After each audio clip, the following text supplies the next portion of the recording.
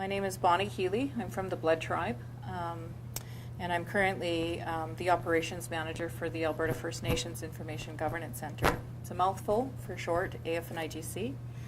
And I'll just go over an overview of oops, now I'm going too fast, of our presentation. So today I'm just going to focus on the AFNIGC and our political mandate and why we came to be in Alberta region, a bit about our governance structure, talk a little bit about partnerships and possibilities of partnerships with government, both provincial and federal, and academia and industry, and then talk about some of the sustainability strategies for our initial year of operations this year. So we're relatively new, and I'll just go over a little bit about it. So we're the Alberta Centre, which is a satellite centre of the National First Nations Information Governance Centre. And the National Centre has been incorporated for about 2 years, and it houses the Regional Health Survey. So it's a data collection initiative developed, completely run and owned by First Nations. One of the only data collection initiatives completely done from start to finish by First Nations, and for First Nations, and utilized a lot by leadership to really improve the funding programs and policy developments, making evidence-based decisions based on this data set. So currently right now, we are the only centre that is a satellite of the FNIGC that has incorporated. Some of the other regions, they have the FNIGC initiatives housed within PTOs across the regions. So Alberta Chiefs have decided to actually house their data set in a organization that they all have equal control of. Our membership, board members are 2 delegated members from each treaty area, from 6, 7, and 8. And they are elected through their Grand Chiefs or through their treaty area process. And we also have a Chief Senate, and they are also 2 reps from each treaty area. And they also too are appointed through their Grand Chiefs of those treaty areas. So the centre was established by First Nations to meet the Alberta First Nations information governance needs and accountability back to leadership. And the leadership had developed this centre basically because there was another initiative, but the accountability really was important to tie back to leadership. Leadership needed to have complete and total say and have some relationship with what was going on with this data collection initiative. So here are the national vision of the First Nations Information Governance Centre. We're founded on First Nations principles. The First Nations Information Governance Centre is a premier Indigenous model of research and data excellence for the well-being of our peoples and our communities. And internationally, we're one of the few Indigenous research initiatives that actually have all of the regions in Canada participating in a data collection initiative. The U.S. has looked at us as a model of best practice, and so have the Maori, who are quite advanced in research initiatives in their area. So the First Nations Information Governance Centre mission is to facilitate the exercise of First Nations jurisdiction and greater ownership, control, access, and possession of First Nations data and information. And we do this by increasing the impact of research and information that measures the state of our First Nations health and well-being. So the Regional Health Survey, although it says health, it really is a holistic survey. We asked every question that you ever wanted to ask First Nations, we asked it. So in our data set, you've got housing information, you've got employment information, you've got income earning ability, graduation rates, so you have some education information in there as well. So it's a really rich data set with over 1,000 variables, and we interviewed all the age groups from 0 to 55 plus and until the end of life. And they're done through a random selection methodology based on the membership list. So you've got a real wealth of information. Now First Nations have access to credible, valid data. We've gone through a Harvard review with our first data collection initiative, and now we're in the midst of going through a Johns Hopkins review with our second data collection initiative, which was 08-10. And so the data is very credible, and it's a good place for First Nations to make evidence-based decisions based on their programming. So we provide sound governance and oversight to research initiatives and specialized surveys. We have just entered into a relationship with Indian and Northern Affairs Canada, INAC, now ANSI. I still choose to call them INAC for other reasons, but anyways, we are doing a data collection initiative on education, employment, and early childhood. And so the development of that tool is based on the Aboriginal People Survey that is collected off reserve. And we are now adapting it to be more on reserve applicable. And so it's in the development stages, and we'll be hopefully going out for data collection this fall on that survey. So we're the permanent hosting of the RHS data and soon to be the regional education and employment data. We're building the individual and systemic capacity for respectfully engaging in data collection analysis and utilization in First Nations communities. We're doing that with professional development, some training, development of tools like data sharing agreements, license to use agreements, and we really, I think, support leadership when they're doing these types of initiatives. Surveys are very expensive to have access to equitable funding when they're doing these initiatives. So here's the governance structure. All our membership are the chiefs of Alberta, so the Assembly of Treaty Chiefs, that's where the resolution comes out of, to support the standalone entity both nationally and regionally here in Alberta. We have our board of directors, our chief senate. We house the Regional Health Survey, the Regional Education and Employment Survey. We are looking at housing the telehealth, e-health initiatives, and we assist the chiefs in developing their research policies and mandates. So when we're looking at partnerships and key considerations when we're developing those partnerships, historically with research relationships, they have been not equal, right? First Nations have been researched to death, but with really not a lot of say with the topic of research or had any really input in the analysis or the interpretation of the results. So oftentimes the story will be told from a Western worldview lens, not from a First Nations worldview lens, and the story oftentimes can be more harmful than helpful for what it was intended to do. So we are really working hard on developing those relationships to be ethical forms of data collection initiatives. The AF&IGC does hold a seat at the University of Calgary Faculty of Medicine Research Ethics Board. So we do oversee a lot of the research projects that some of the academia is doing that is coming in through the university. And they seek our advice on how to have a ethical relationship with First Nations. So First Nations are now asserting the jurisdiction of their information. Currently, right now, some of the reporting requirements with their funders is to return raw data back to their funders, and that's based on their reporting requirements. So we're looking at changing that relationship, on having a little bit more say in once that, and on how their data is shared through the development of data sharing agreements. And also the development of communities having privacy policies, and I'll speak to that in a bit. So some of the privacy legislation we've had to look at and how First Nations principles of OCAP, ownership, control, access, and possession apply. And we're just moving in the direction, to basically change the historical way that we're spoken about. So the Maori have a saying, nothing about us without us, and I think that's really important. We need to tell our stories from our First Nations worldview lens. So some of the research ethics that we've looked at, we've developed a code of research ethics with the Regional Health Survey, and currently right now we're looking at adopting those code of research ethics to Alberta, but we want to make them more applicable to the cultural practices in Alberta. I have a example up on the slide, the Havasupai tribe.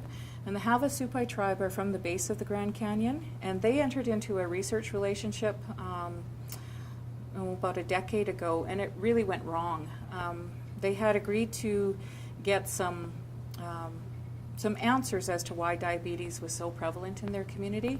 So they all lined up and worked with a researcher, gave blood samples, and Those blood samples were then housed within the University of Arizona, and the founding of that research initiative is there were no genetic markings as to why they were prone to diabetes. So what had happened is the blood samples sat in the university, and then other students that were working on their theses started to explore different questions and started to use those blood samples, and they had done secondary analysis on these blood samples, and they were really quite harmful and damaging to the community. There was findings that the community had a genetic marker of having high rates of schizophrenia, gene markers in their DNA, and that they were actually linked to Asia, so to China. And so it obliterated their origin stories that they were sent from Creator to care for the base of the Grand Canyon.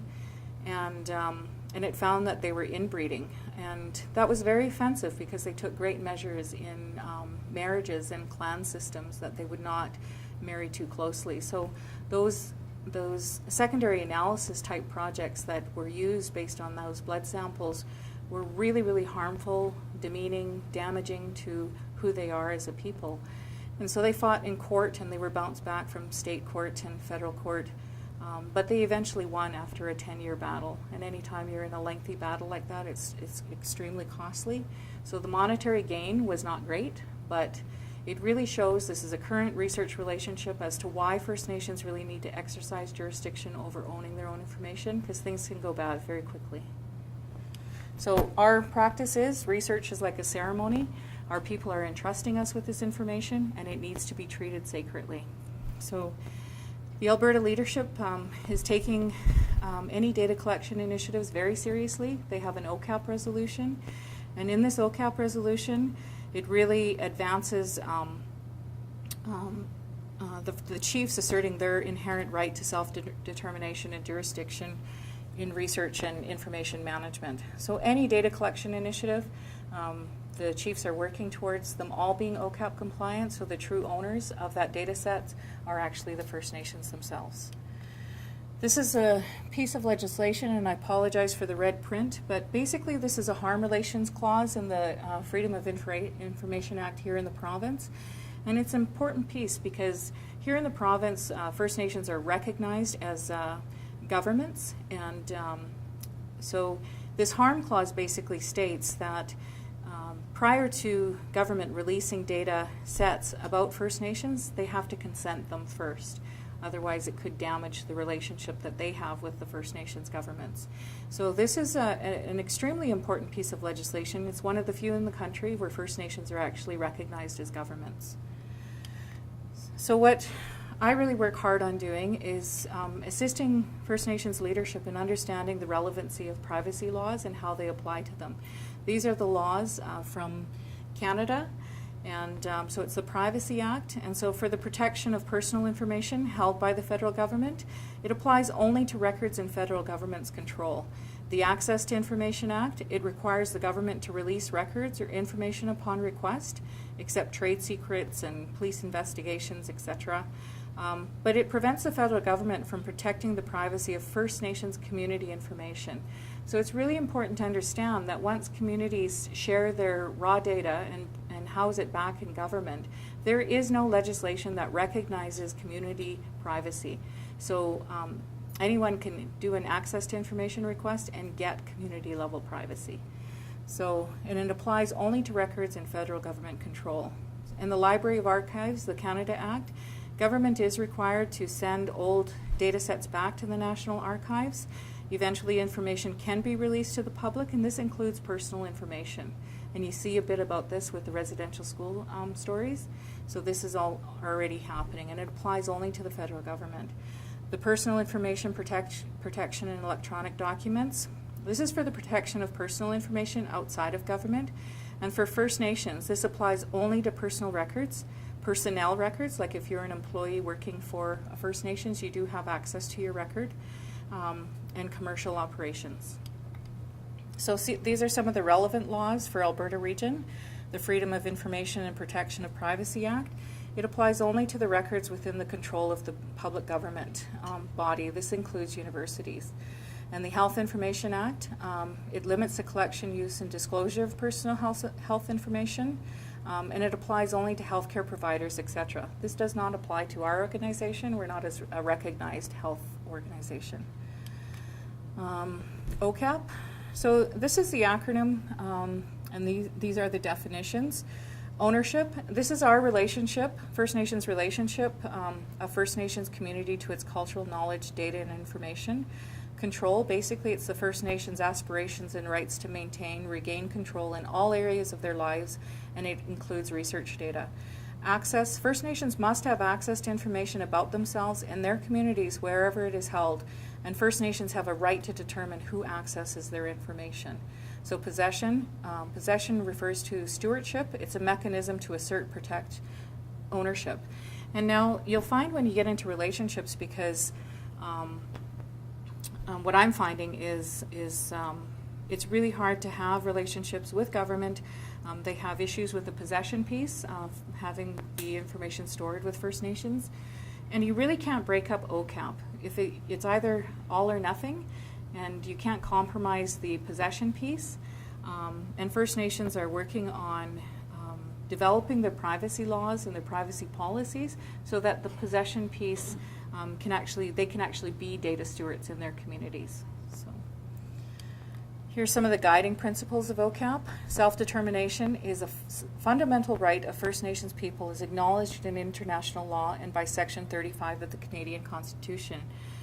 And the Canadian government has a duty to protect First Nations rights and title to a clear and acceptable standard as set out in the minimum standards defined by the United Nations Declaration of Rights of Indigenous People. And Canada's duty to consult and accommodate First Nations is an integral component of acknowledging and protecting the right to self-determination. So all of these are principles of OCAP. And why do we go through this exercise of asserting our rights and our say and owning how people can speak about us? It's when you develop survey tools, when people will try and develop indicators on how to ask us a question, they have to be culturally relevant. And I tell a story of if you, like I found even with our survey tool, like we look at the data set and we ask the question outright, do you have cancer? And the simple thing was yes or no, and if they answered yes, a big screen would open up and all the other questions that would come up. But we were finding that there weren't really a lot of responses to that. And I was, we have to explore it a bit more, but my first guess was the First Nations languages that describe cancer are really scary. Like in Blackfoot, it sounds like an octopus or a tentacle. In Cree, it's bugs. In Mohawk, it's like a spider, a Mi'kmaq. And so when you're asking our people if they have cancer, that's their first descriptive thinking, because that's their First Nations language descriptor of what cancer is.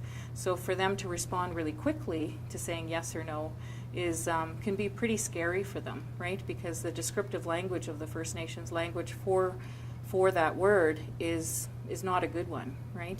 So when you make up these questions and you're finding ways to ask First Nations these questions, you have to really take those into consideration, right? Because it'll really affect your response rate. So why is First Nations control of data necessary? Well, we've constantly measured the wrong things against different groups. And one of the big things that actually was a real shocker to me, I'm a nurse by training. I've been nursing in our communities for over 25 years. And I was sitting with an elder last year, and Health Canada, I believe, was doing a presentation, and they have this lifespan chart, and they compare First Nations lifespan to the Canadian population, and we fall off the chart 10 years prematurely, right? We die earlier than the Canadian population. And when you measure that against a paradigm group, so a First Nations group against a Canadian Western group, that they're not living under the same standards and conditions, right? And so their lifespan will change, and it is important to measure paradigm groups for an epidemiologist, but it's not important for First Nations. So what this elder taught me, he was really taken aback by this slide, and I asked him, what about that slide bothered him so much? and he said, you know, why do they always have to make us look so bad? You know, do they not realize they can't scare us into being healthy?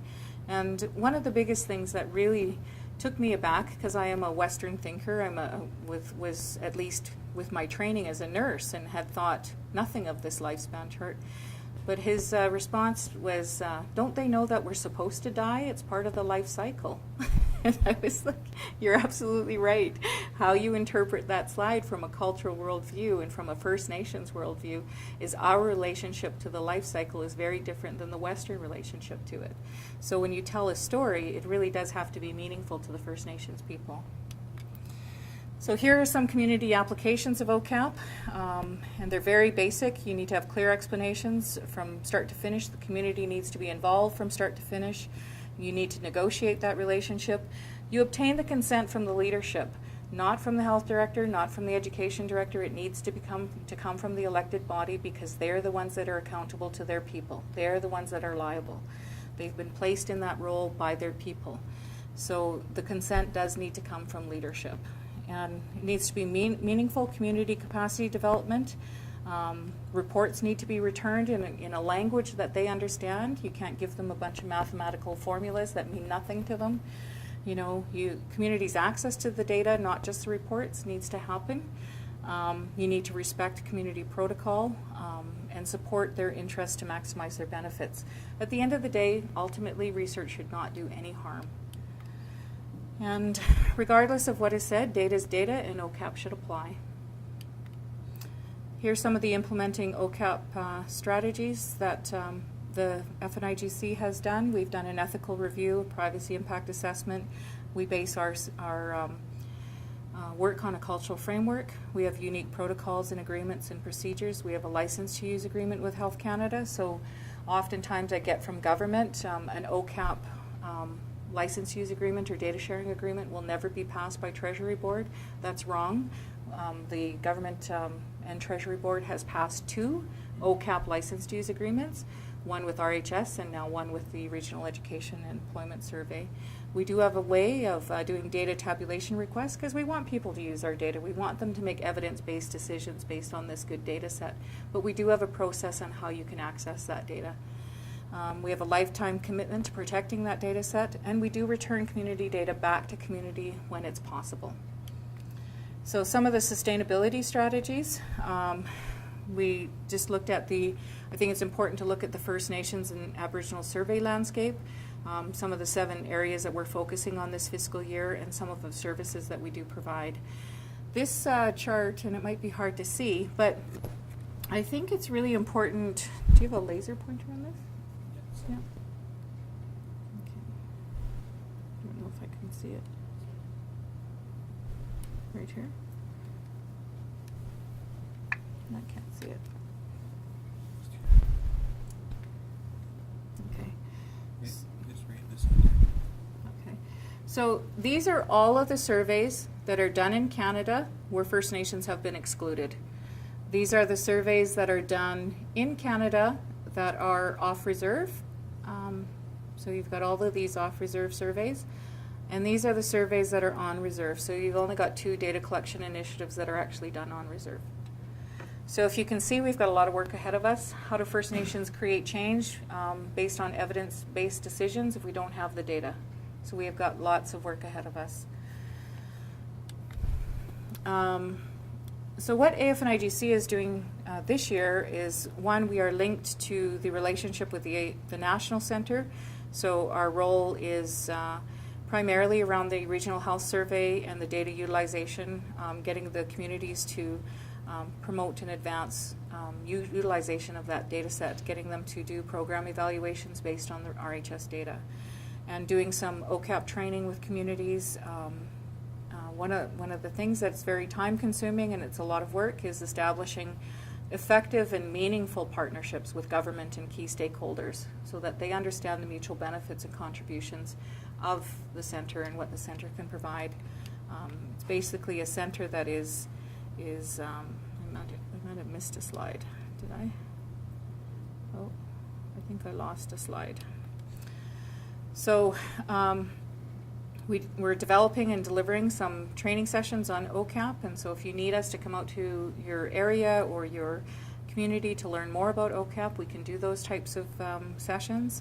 We coordinate the national and regional RHS Phase 2 report. It was a big one this week, released on Parliament Hill, the national report. The national manager, Jane Gray, will be coming to Alberta. She'll be at the Alberta Chiefs meeting next week. She'll be releasing the national data set to the Alberta Chiefs on the 20th. You're welcome to come and see what that's all about.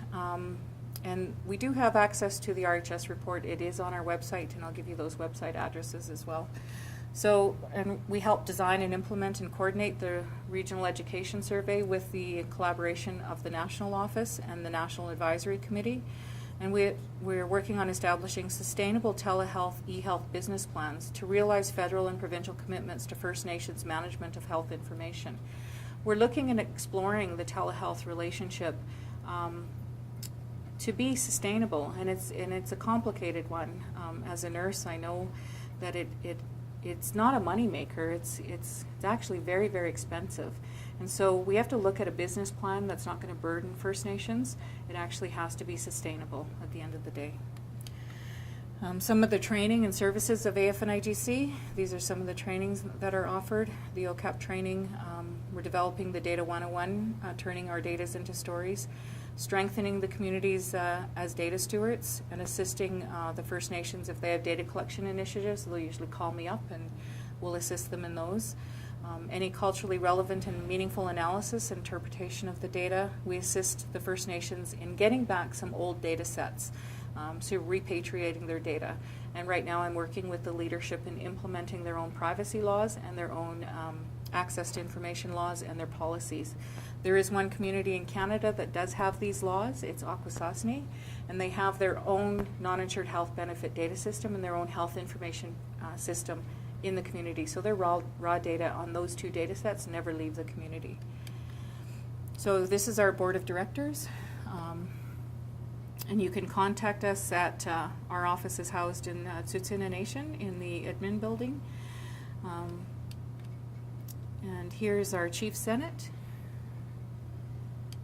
Introduce our staff. So I have myself, and I have Miss Melanie Parsons at the back. She's the Regional Health Survey Coordinator. She's the one who has the gold. She's got all the data. So she's the one you'll be looking for. And we've got our new Regional Education Coordinator, Maggie Nielsen. She'll be starting with us at the end of the month, and our data analyst position is vacant. So here's our websites, and I believe this will be handed out to the group. I'm not too sure. And our report is downloadable on the national website and should be downloadable on ours as well. I think this slide is important because it's important to know, you've heard in the media that the First Nations Statistical Institute got cut in half their funding, right? And NAHO is winding down and closing their doors this month. And the story behind, and then the Aboriginal People Survey, basically FINCI was tasked to do the on-reserve piece, and Stats Canada does the off-reserve. But both organizations could not do a true OCAP relationship, and because the FINCI is a Crown corporation. It's Crown Incorporated. It was developed by the Liberal government, and their board of directors is from the Conservative government. And NAHO had a resolution passed a couple years ago by AFN. AFN has had chosen not to work with them anymore, and that resolution was around for a couple years, so that could be part of why the dissolve in their organization and why the relationship breakdown with First Nations. So not to be confused, we are federally incorporated, both nationally and here in the region, and we are completely owned and strong governance and accountability back to leadership. So you saw it built into our bylaws and our structure.